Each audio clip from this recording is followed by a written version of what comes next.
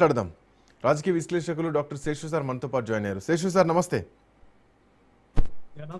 So smart phone రాజకీయాలను శాసించబోతోంది, యువత రాజకీయాలను శాసించబోతున్నారు అనే దానికి చాలా ఎగ్జాంపుల్స్ మనం ఇప్పటిదాకా మాట్లాడడం జరిగింది. సో రాజకీయ పార్టీలు కూడా వాళ్ళ వ్యూహాలు మార్చుకుంటూ యువతను ఆకట్టుకునే దిశగా అడుగులు వేస్తారు. ఎందుకంటే ఇప్పుడు ఓటేసే వాళ్ళంతా 18-19 ఏళ్ల పైబడ్డవారు కొత్తగా ఓటేయబోతున్నారు కాబట్టి వాళ్ళు మార్పును కోరుకునే దిశగా అడుగులు వేస్తున్నారు. సో ఇందాక నేను మాట్లాడినట్టు 100 ఏళ్ల చరిత్ర కలిగినటువంటి ఆర్ఎస్ఎస్ కూడా తన వ్యూహాలు మార్చుకుంటోంది. జన్జీ కేంద్రంగానే రాజకీయాలు చేయడానికి సిద్ధమవుతున్నట్టు కనిపిస్తోంది. సో ఎట్లా చూడొచ్చు, బీజేపీ కంటే ముందే ఆర్ఎస్ఎస్ వెళ్తోంది, ఆర్ఎస్ఎస్ పోతుంది కూడా, ప్రత్యేకంగా చెప్పాల్సినటువంటి అవసరం లేదు. సో ఒక దేశభక్తిని ముందు పెడుతూ దేశభక్తిని పెంపొందిస్తూ ఆర్ఎస్ఎస్ యువతలోకి వెళ్ళడానికి ప్రయత్నాలు చేస్తోంది.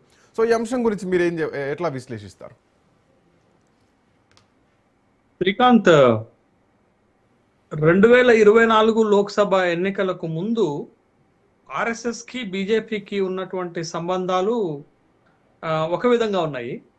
2024 లోక్సభ ఎన్నికల తర్వాత ఆర్ఎస్ఎస్ బీజేపీ సంబంధాలు పూర్తిగా మారిపోయిన సందర్భం ఉంది. ఎందుకనంటే 2024 లోక్సభ ఎన్నికల్లో భారతీయ జనతా పార్టీకి ప్రతికూలమైనటువంటి ఫలితాలు వచ్చాయి. 240 లోక్సభ స్థానాలను మాత్రమే గెలవగలిగింది.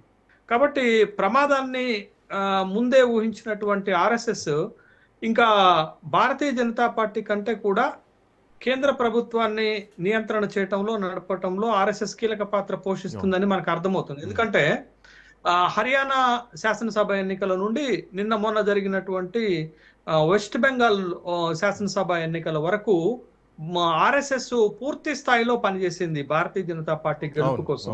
మరి ముఖ్యంగా మీకు వెస్ట్ బెంగాల్ అయితే 4300 ఆర్ఎస్ఎస్ యూనిట్లు ఆ పార్టీ గెలుపు కోసం పనిచేశాయి. కాబట్టి ఇప్పుడు మొత్తం కూడా భారతీయ జనతా పార్టీ గెలుపుని తన భుజాల పైన వేసుకొని ఆర్ఎస్ఎస్ పనిచేస్తుంది అనేటటువంటి విషయం మనకు అర్థమైంది. అయితే భారతీయ జనతా పార్టీకి అత్యంత బలం ఎక్కడుంది రాజకీయంగా అనేది కనుక మనం చూస్తే, ఒకటి రిచ్ క్లాస్ లో వాళ్ళకి కొంత అనుకూలమైనటువంటి వాతావరణం ఉంటుంది, అబోవ్ మిడిల్ క్లాస్ లో అనుకూలమైన వాతావరణం ఉంటుంది. ఇక మూడోది అత్యంత ముఖ్యమైనది భారతీయ జనతా పార్టీకి బలమైనది ఏంటి అని అంటే యువత. యూత్ లో భారతీయ జనతా పార్టీ, ఎందుకనంటే భారతీయ జనతా పార్టీ తెరపైకి తీసుకొచ్చినటువంటి హిందుత్వ జాతీయ అజెండాకి ఎక్కువగా ఆకర్షితులై ఆ పార్టీని ప్రపంచంలోనే బలమైన పార్టీగా నిలపటంలో ముఖ్యమైన పాత్ర పోషించింది యూత్.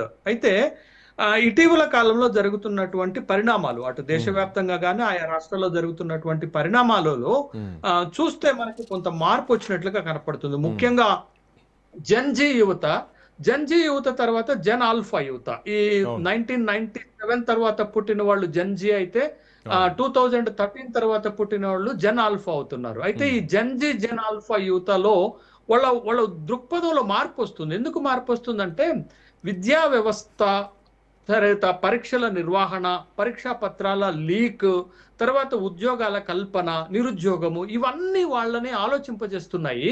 వీటన్నిటితోటి భారతీయ జనతా పార్టీ పైన యువతలో కొంత వ్యతిరేకత ఏర్పడుతుంది అనేటటువంటి సంకేతాలు మనకు అటు తమిళనాడు ఎన్నికల్లో టీవీకేకి మద్దతు ఇచ్చిన సందర్భం, ఇటు లీకేజీ ఉదంతం వచ్చేసరకు భారతీయ జనతా పార్టీ ప్రభుత్వం పైన యువత ఎంత పెద్ద ఎత్తున తిరుగుబాటు తీసుకొచ్చింది అనేటటువంటి విషయం మనకు కనపడింది. కాబట్టి ఇక్కడ ఈ పరిణామాలు జరుగుతున్నటువంటి క్రమంలోనే మీరు చెప్తున్నట్టు బీహార్ లో ఒక చిన్న ఉప ఎన్నికే కావచ్చు, బాంకీపూర్ ఉప ఎన్నికల్లో 35 సంవత్సరాలుగా అప్రతిహత విజయాలు సాధిస్తున్న భారతీయ జనతా పార్టీ అక్కడ ఓడిపోయింది. దానికి ప్రధానమైన కారణం ఏమి మనకు విశ్లేషణలో తేలింది అని అంటే, మొత్తం జన్జీ యువత బీహార్ లోనే అత్యధికంగా ఉంది. 30.5% జన్జీ యువత బీహార్ లో అత్యధికంగా ఉంది. వాళ్ళు ప్రభుత్వానికి వ్యతిరేకంగా ఓటు వేశారు అనేటటువంటి ఒక అభిప్రాయం వస్తున్న నేపథ్యంలో బీజేపీ జాతీయ అధ్యక్షుడు నియోజకవర్గం